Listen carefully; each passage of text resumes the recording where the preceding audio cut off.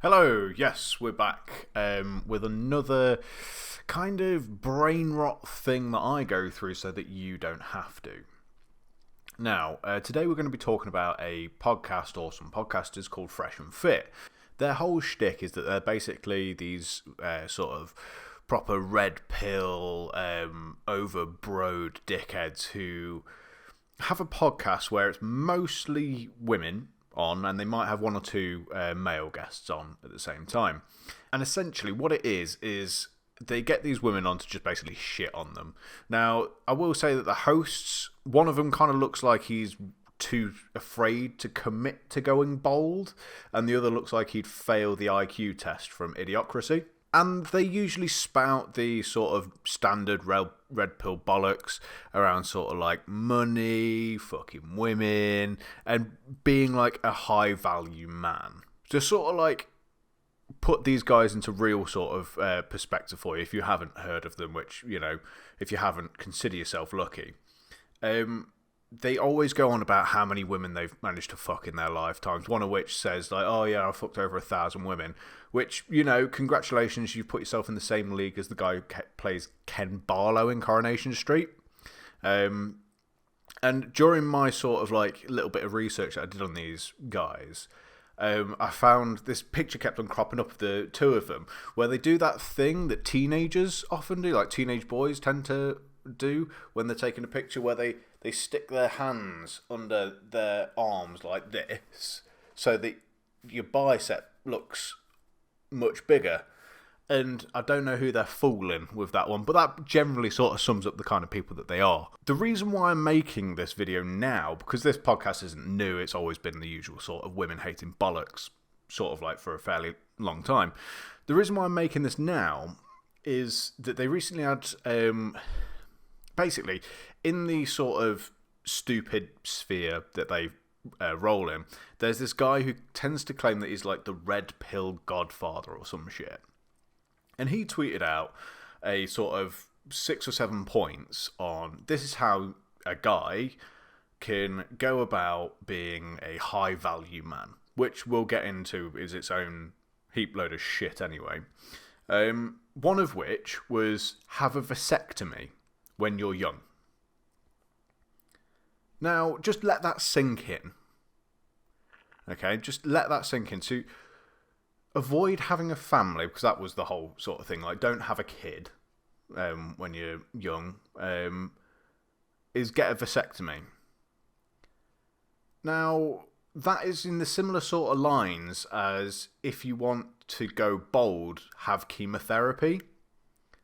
Like, it's in that sort of nuclear sort of solution kind of area. And Fresh and Fit, being the useless sheep that they are, kind of latched onto this. Said, yeah, fucking brilliant idea, yeah.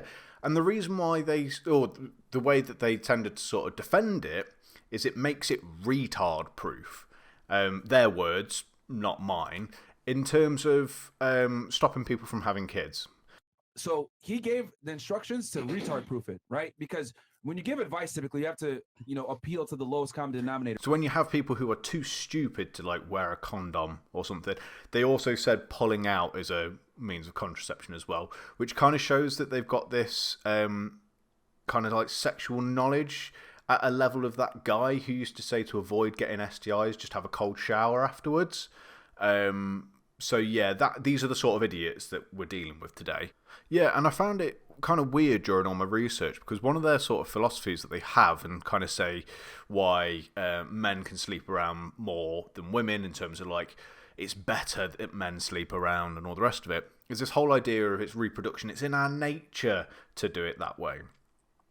So they're simultaneously saying, yes, men should be able to sleep around and reproduce, and it's all that, like, that's why they can sleep around, is the whole reproduction side of it.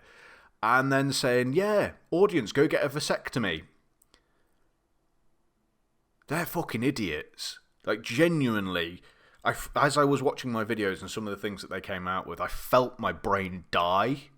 It was one of those, do you know when you see, like, decay like sped up and you just see it grow and grow and grow. That I felt that in my brain. It sort of started around about here and it just went all through my brain. And before we sort of like go on, I want to talk about this whole... They always go on about this high-value man concept, which they never really properly define, but any definition that they tend to give can be applied to them. And this is something I started to notice with it, is like this whole high-value man. Anyone who gives a definition of what a high-value man is, it's always can be applied to them. You'll never hear someone subscribe to this high-value man ideology and give a definition that obviously doesn't apply to them. Which is a little bit weird, isn't it? It's like, I don't know, it's sort of like this self-flating side of it, so that they can all say, yeah, I'm a high-value man, and you're a high-value man, yeah, I'm a high-value man. And it's just to sort of like big their own ego up and try and make themselves seem a lot better than they are to outside people. It's really weird, really weird. But generally, what their sort of definitions of a high-value man is it usually revolves around money, having lots of money, being able to fuck lots of women, and generally sort of like showing off your wealth as well. That's like, they're the sort of main things. So having money, fucking women, and showing it off. Now, a lot of them get to those first two by lying about the third, so they rent their lifestyles, they rent the nice cars, they rent the women, and they sort of get escorts and prostitutes to sort of film with them and say, hey, I just picked up this chick, whilst the woman's just there like, no, you fucking didn't, you paid me, dickhead. But anyway, let's go back to essentially the whole crux of the podcast. And one thing that, as I was sort of looking into it, kind of really rubbed me up the wrong way, is this rampant and clear hate towards women on the show. So they get these women on, and it's essentially just to get clicks in, and then the whole idea is they get women on who say, oh, I'm great, I'm this, that, and the other, and then they just proceed to just shit on them for no reason. They don't actually care about their opinions. They try and pretend to say that they do, but they really, really don't. And they say shit like, women can't be high value unless they marry a man who is high value.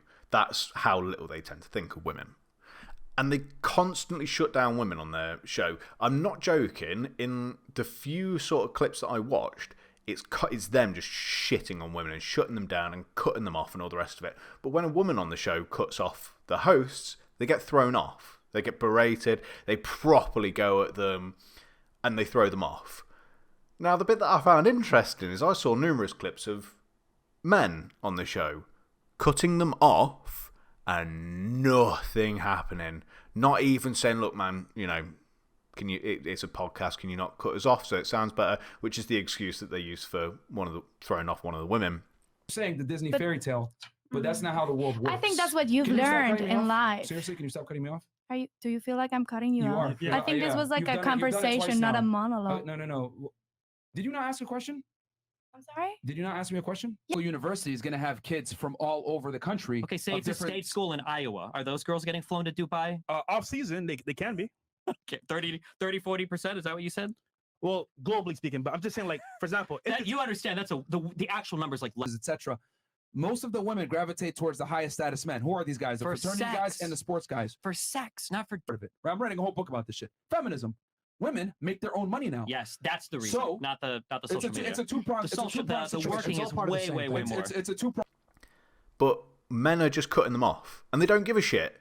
Now, granted, the ones that I did see of that are ones that have a lot more influence than them. So, Destiny is a perfect example. Whenever Destiny cuts them off, they literally don't give a shit. And it's because they're shit scared that if they do throw him off the podcast, he'll not go back on again, and they'll kind of lose out.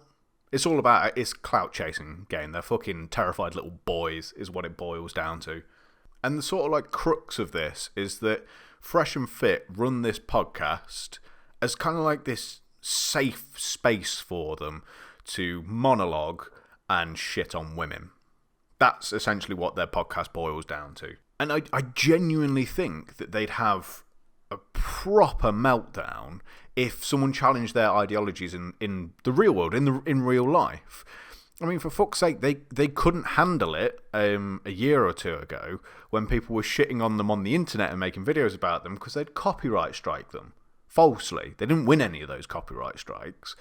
So people would absolutely shit on them, rightly so as well, and then they'd go, no, can't do that, that's hurting our image, copyright strike. So they come out and do maximum and try and copyright strike people for taking the piss out of them. I've never known someone to be that fucking thin-skinned and weak to do that.